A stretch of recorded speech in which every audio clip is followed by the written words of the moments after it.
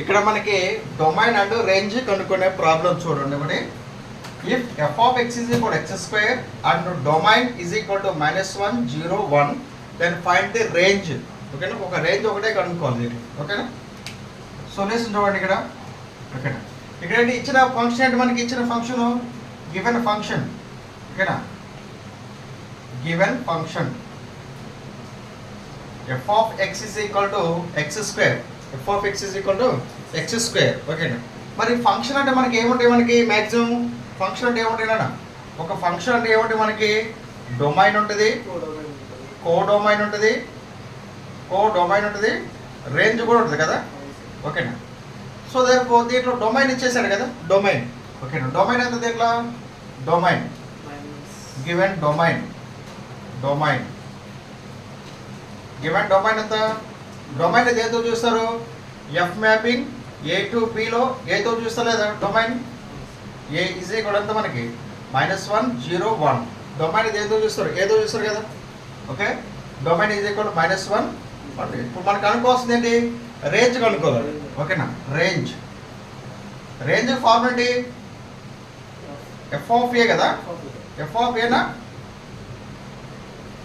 Sorry, F of A. Range అంటే ఏంటన్నా? F of ఏ కదా. అంటే ఇక్కడ ఏ బదులు ఎంత? -1. ఎఫ్ ఆఫ్ 0 అంటే ఇక్కడ ఈజ్ ఈక్వల్ ఏం పెట్టుకోవచ్చు? ఇక్కడ ఏ బదులు ఎంత? -1 కదా. అంటే ఎఫ్ ఆఫ్ -1 కనుక్కోవాలి, అదే రేంజ్ అవుతుంది. ఇక్కడ ఏ బదులు ఎంత? మనకి 0 పెట్టుకున్నాం, ఎఫ్ ఆఫ్ 0. ఓకేనా, రేంజ్ అవుతుంది ఎఫ్ ఆఫ్ 1. ఇదే రేంజ్ అన్నమాట.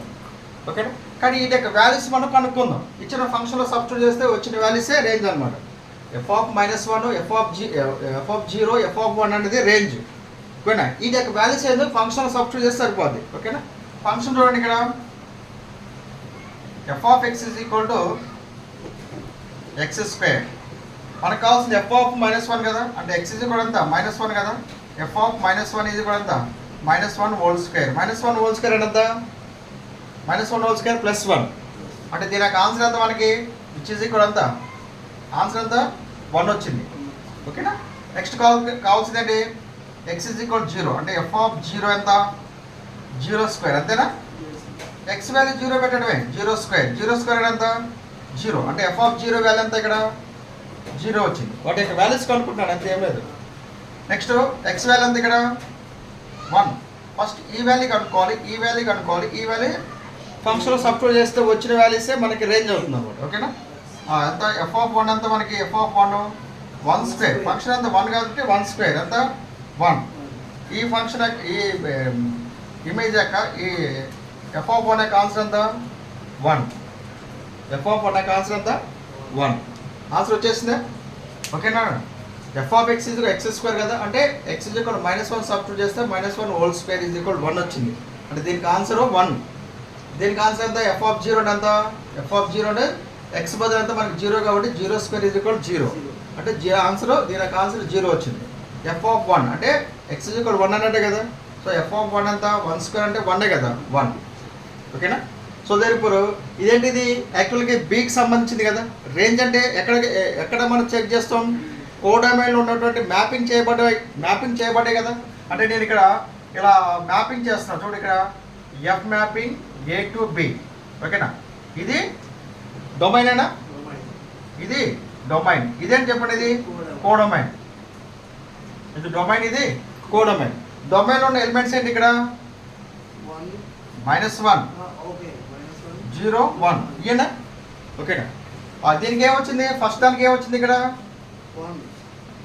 1 వచ్చింది. నెక్స్ట్ 0 వచ్చింది. ఇక్కడ 1 వచ్చింది. ఓకేనా, 1కి ఎంత మ్యాపింగ్? 1. 0కి మ్యాపింగ్ ఎంత? 0. 1కి మ్యాపింగ్ ఎంత? 1. ఇక్కడ రెండు సేమ్ వచ్చినాయి కదా, రిపీట్ అయినాయి కదా, అవసరం లేదు కదా. సో దేనిపోరు ఒక సెట్స్లో రిపీట్ అయినా రాయని అవసరం లేదు కదా. సో దానికి 1 0 రాసుకోవచ్చు లేదా? రిపీట్ అయినాయి కదా, రిపీట్ అయిన అవసరం లేదు కదా మనకి. -1 1 ఉంటే 2 రాయాలి. ఇక్కడ 1 అనేది రిపీట్ అయింది కదా, సెట్స్లో రిపీట్ అయితే అవి రాయరు కదా. సో దేనిపో 1 0. ఓకేనా, సో దేనిపో 1కి మళ్ళీ 1 అనమాట, 1కి 1. సో ఇప్పుడు ఆన్సర్ ఎంత? ఇప్పుడు డొమైన్ ప్రకారంగా ఎంత? -1 0 1. కోడొమైన్ ప్రకారంగా 1 0నే.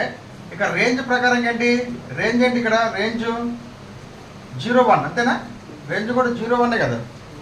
అంటే దీన్ని ఈ విధంగా బొమ్మల రూపం చూపించండి, ఇది రాయనవసరం లేదు. ఇది అర్థం కలదా? ఓకే, ఏం లేదు, ఇక్కడ ఉన్నట్టే డొమైన్స్ వాల్యూస్ని ఇచ్చిన ఫంక్షన్లో సబ్స్టిట్యూట్ చేస్తే వచ్చే వాల్యూసే రేంజ్ అనమాట. ఓకేనా, ఇటువంటి టైప్ ఆఫ్ క్వశ్చన్ ఇంపోర్ట్ చేద్దాం.